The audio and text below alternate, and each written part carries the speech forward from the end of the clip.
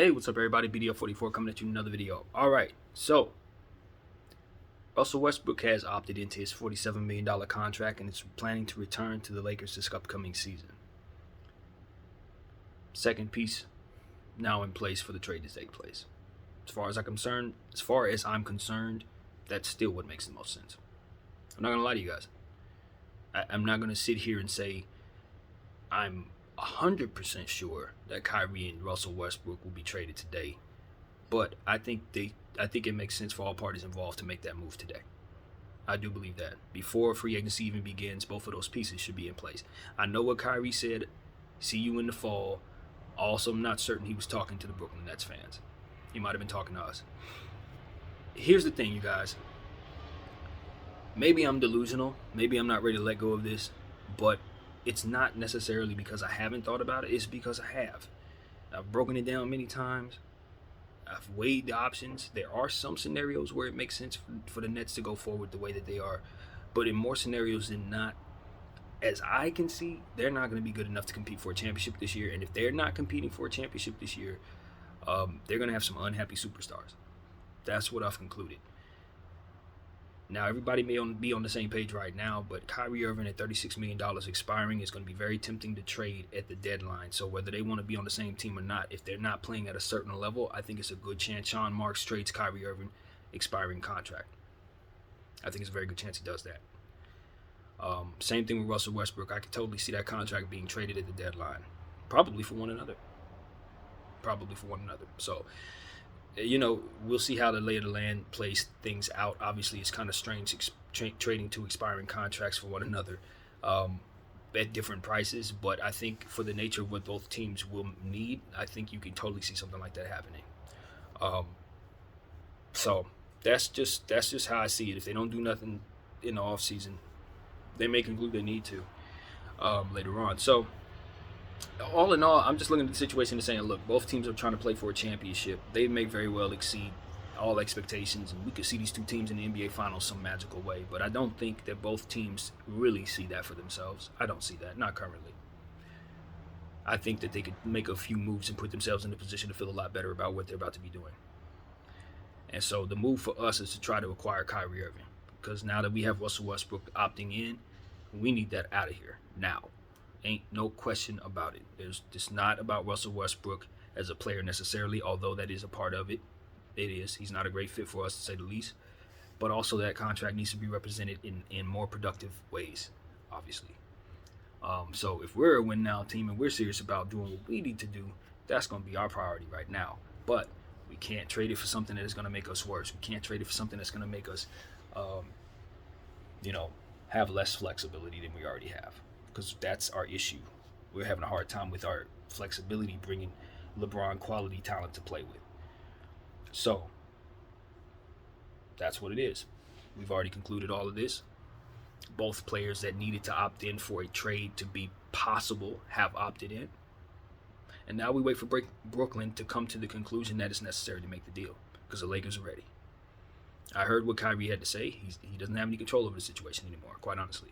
It's up to Brooklyn, Sean Marks, and the ownership there to do whatever it is best for their team. And I think right now they can compete. I think they consider themselves a competitive team. They got shooters all over the place. If they can empower Ben Simmons, put the ball in his hands, let Kyrie work from different spots, as somebody who catches the ball off of Ben Simmons' early passes and things of that nature. Maybe that can be something that they can have different ways of using attack. Obviously, KD can fit into any situation at any time. Seth Curry, Joe Harris, they're going to light people up. I definitely think they're going to exceed getting out of the first round. Depending on the matchup, they definitely shouldn't get swept. But once you start running into teams that can switch everything, that have long defenders, that have big, extraordinary athletes like Giannis and Joel, once you start running into teams like Cleveland with up-and-coming stars that have lengthy players, or a team like Detroit, who you may beat, but will hit you hard and stutter you in such a way that your next matchup may have you a bit tired going into it. See, these are the type of things I see in the Eastern Conference. You've got so many young teams. It was a time where you can go into Washington and have a night off, go into Charlotte, have a night off, go into, Orlando have a night off. Now you look at these teams and you don't have a night off. You're going in and they have young cores. So even if you won the game, you might have taken on an injury going up against those youngsters. This is what the Nets have to go up against, and I don't know if they're even looking at it like that, but they're going to be deficient in some areas defensively and athletically.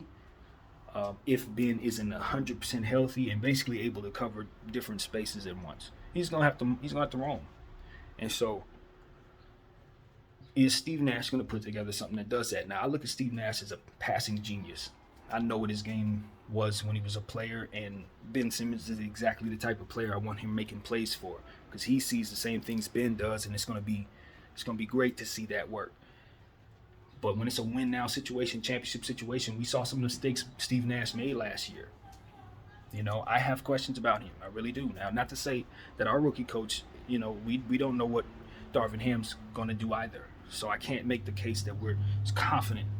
More so, both coaches are going to have to prove themselves. But at the end of the day, we got Bron here, we got AD here, so that takes care of some things naturally within our massive contracts defensively that theirs don't take care of unless Ben is right and unless KD plays better defense than what we saw in these playoffs. Okay, that's just what it is. So their situation is different. I like our role-playing situation a little better right now based on some of the young talent that we've been able to pick up, some low-key talent. I know we got young players that are going to give them a bunch of breathers that will keep us competitive. We can get them playing together. I don't know if the Nets have that. I think what I see with the Nets is too many guards. What I see is Cam Thomas not getting enough minutes because of Seth Curry and Joe Harris and Kyrie Irving.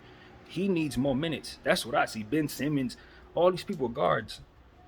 And KD's going to be taking 18 shots.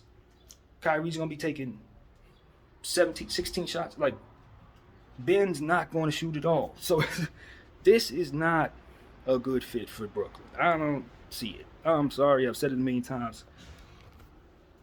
I don't think they should see it either.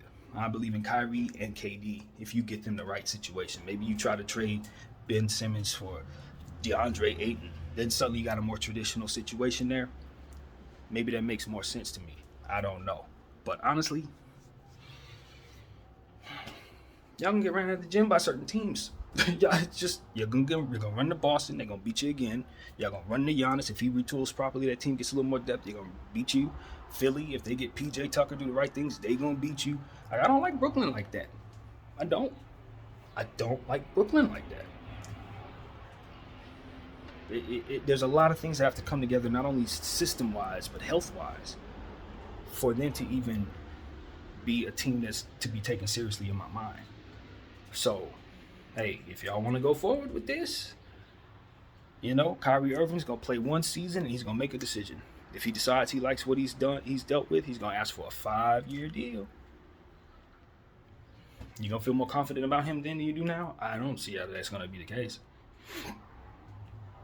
Even if he has a great season, it's not going to make you forget about what's already happened. I don't. Unless y'all win the championship. And then, the path to that, as we can see, doesn't look very good in my eyes. So I just assume the situation is going to end with him trading people anyway. So, yeah, I don't know. It is what it is. We'll await what they decide at the end of the day. That's what it's all about. We're sitting here speculating.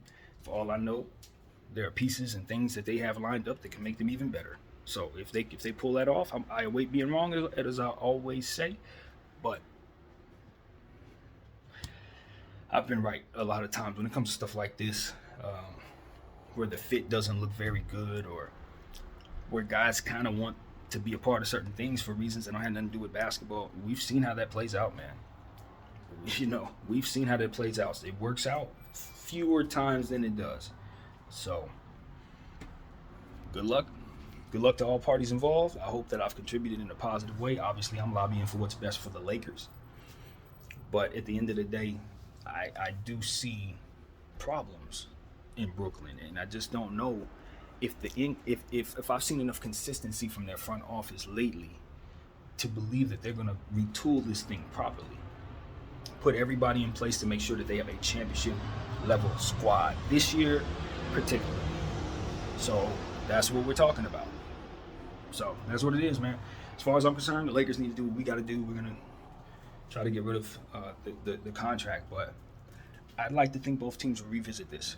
I'd like to think they would really consider and sit down, and as I've said in the previous video, turn the TV off, stop listening to the pundits, and just consider their situations. You know, because right now the Nets particularly don't look like they got it all together right now, unless they're behind the scenes making this deal happen, in my humble opinion. So that's what I got. My name is BDF44. I thank y'all for watching.